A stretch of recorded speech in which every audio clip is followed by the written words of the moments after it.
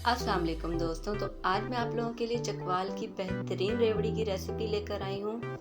बहुत ही कम खर्च में आप बहुत सारी रेवड़ियाँ घर पर बना सकते हैं।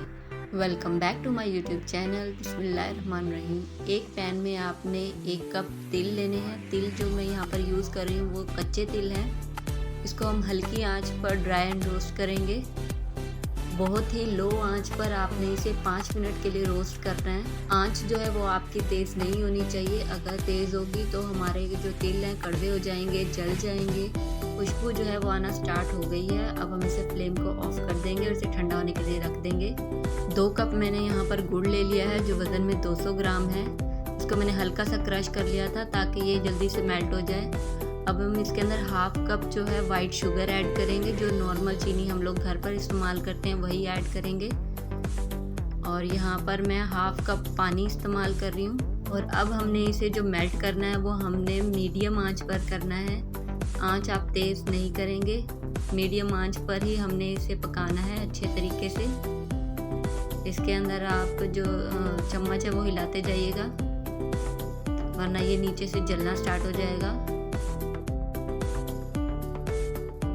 ये थोड़ा सा थिक होना स्टार्ट हो गया है। अब इस पॉइंट पर मैं इसके अंदर ऐड करूँगी 1 चम्मच मक्खन। ये घर का बना हुआ मक्खन है, तो आप चाहें तो आप बाज़ार वाला भी इस्तेमाल कर सकते हैं या इसके अंदर आप 2 चम्मच देसी घी के भी ऐड कर सकते हैं। 1/2 टीस्पून इसके अंदर मैं इलायची पाउडर ऐड कर रही हूँ और इसे अच्छे से मिक्स कर लेंगे। आंच जो है वो हमारी उतनी ही है जितनी हमने स्टार्ट से रखी हुई है। अब हम इस पॉइंट पे आके चेक करेंगे कि हमने जो रेवड़ी का बैटर तैयार किया है वो सही से क्रिस्पी बना है या नहीं। ठंडे पानी में 2-3 ड्रॉप्स आपने बैटर के डालने हैं और इसे 2 मिनट बाद ऐसे देखना है, हाथ की मदद से चेक करना है। ये देखें ये थोड़ा स्ट्रेचेबल है, तो ये अभी रेडी नहीं हुआ है। 5 मिनट के बाद मैंने दोबारा इसको ऐसे 2-3 ड्रॉप्स ऐड किए। अब चेक कर लेते हैं कि हमारा परफेक्ट बना है या नहीं। ये देखें किस तरह से टूट रहा है, मतलब हमारा जो रेवड़ी का बैटर है वो तैयार हो चुका है। एक प्लेट को आपने पहले ही ग्रीस करके रख लेना है। सारा बैटर हमने प्लेट के अंदर ट्रांसफ़र कर लिया है। अब आपने इसे 2 से 3 मिनट के लिए रूम टेम्परेचर पर ही छोड़ देना है ताकि ये हल्का सा ठंडा हो जाए। 2-3 मिनट हो गए हैं। आप अपनी फिंगर की मदद से इसे ऐसे चेक कर सकते हैं कि ये सही से ठंडा हुआ है या नहीं। ये ऑलमोस्ट हल्का सा ठंडा हो गया है, तो आपने किसी भी स्पैचुला की मदद से इसे इस तरह से फोल्ड करते जाना है।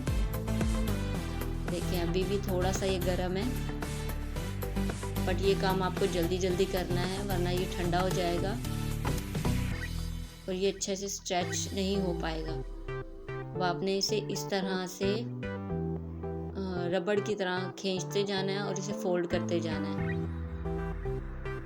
इसका हल्का सा जो है वो गोल्डन कलर निकल आएगा, जो डार्क कलर है वो चला जाएगा और इसकी जगह हल्का सा गोल्डन कलर आ जाएगा। इस तरह से आपने इसे स्ट्रेच करते जाना है। ये काम आपने ध्यान से करना है। अगर आपको ये गरम लग रहा हो तो आप हाथों पर कोई ग्लव्स वगैरह भी चढ़ा सकते हैं।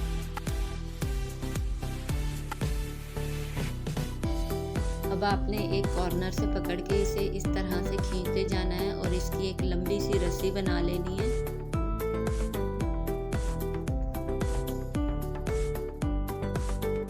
अगर आपने अभी तक मेरे YouTube चैनल को सब्सक्राइब नहीं किया है तो please do subscribe my YouTube channel and hit the bell icon for more updates and videos. और अगर आपको मेरी वीडियोस अच्छी लगती हैं, इन्फॉर्मेटिव लगती हैं, अगर आप मेरी वीडियोस से कुछ सीखते हैं तो मेरी वीडियो को लाइक ज़रूर कर दिया करें और अपना फीडबैक देना मत भूलिएगा। ये ऑलमोस्ट बनकर तैयार हो गई है। अब हमने इसे 10 मिनट के लिए इसे रूम टेम्परेचर पर ही छोड़ देना है। ये अच्छे तरीके से हार्ड हो जाएगी। बाकी भी मैंने इसी तरह से बना ली थी। 10 मिनट के बाद हम चेक कर लेते हैं कि ये देखें कितनी माशाल्लाह से क्रिस्पी हो चुकी हैं। ईजीली ये टूट रही हैं। ये देखें आपने अब इसे इक्वल साइज़ में इसी तरह से कट कर लेना है हाथ की मदद से। आप चाहें तो कटर भी यूज़ कर सकते हैं। रोस्ट किए हुए तिल पैन में दोबारा डालेंगे और इसे हल्की आंच पर हम दोबारा इसे रोस्ट करेंगे हल्का सा। और जो हमने अभी रेवड़ियों के लिए छोटे छोटे पीसेस किए थे वो भी हम इसके अंदर ऐड करके इसे हल्की आंच पर रोस्ट करेंगे। आंच आपने बहुत ही ज़्यादा लो रखनी है वरना ये आपस में जुड़ जाएंगी। हमने इसे आपस में नहीं जोड़ना।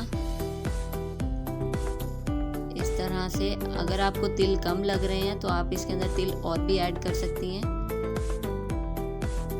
ये देखें, अब आपने छोटा सा पीस लेना और इसे रेवड़ी की शेप दे देनी है और साइड पे रखते जाना है। माशाल्लाह से हमारी सारी रेवड़ियाँ जो हैं वो तैयार हो चुकी हैं। बहुत ही क्रिस्पी बनकर तैयार हुई हैं। माशाल्लाह से किसी भी बाज़ार की रेवड़ी से कम नहीं है इनका जायका। बहुत ही मज़ेदार, बहुत ही कम खर्च में आप इतनी सारी रेवड़ियाँ घर पर बना सकते हैं। मैंने हाफ़ रेवड़ियों को जो है वो प्लेन शेप दी है और हाफ़ को मैंने राउंड शेप दी है। आप चाहें तो कोई भी शेप दे सकते हैं। माशाल्लाह से बहुत ही कम खर्च में ढेर सारी रेवड़ियाँ बनकर तैयार होंगी। साफ़ सुथरे तरीके से रेवड़ियाँ आप घर पर बनाएं। सर्दियों की सौगात है, इंजॉय करें अपनी फैमिली के साथ। आप अपना फीडबैक ज़रूर दीजिएगा। मैं आपसे नेक्स्ट वीडियो में मिलूँगी इंशाल्लाह। अल्लाह हाफिज़।